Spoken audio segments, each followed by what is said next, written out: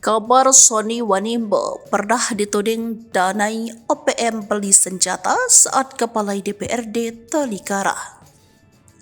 Di tahun 2021, heboh kabar seorang pejabat di Papua mendanai kelompok kriminal bersenjata membeli senjata.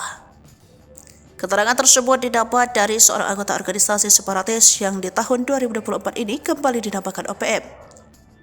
Nama yang terucap dari mulut anak buah Egirus Kogoya tersebut adalah Sony Wanimbo. Di tahun 2021, Sony menjabat sebagai Ketua DPRD Kabupaten Tolikara. Lantas, seperti apa kabar pria yang kerap berpenampilan nyentrik tersebut? Namanya terucap dari mulut Ratius Murib saat ditangkap 2021 lalu. Ia lantas bernyanyi soal pendanaan OPM untuk senjata.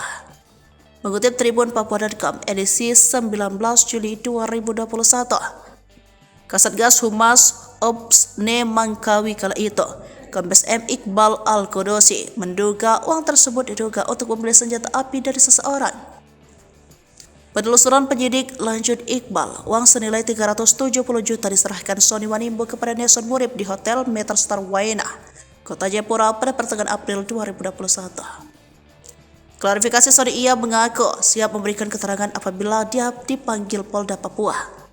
Hal tersebut disampaikan saat memberikan keterangan di Jayapura pada Sabtu 11 Juni 2021 pagi. Disinggung alasan tak langsung mengklarifikasi tudingan Nelson Murib, Sony mengaku terkendala tiket. Dikatakan dia sempat kesulitan mendapatkan tiket dari Wamena ke Jayapura. Mengutip Tribun Timur.com edisi 13 Januari 2023, Sony kala itu bikin heboh karena mengaku masih saudara dengan Lukas NMB.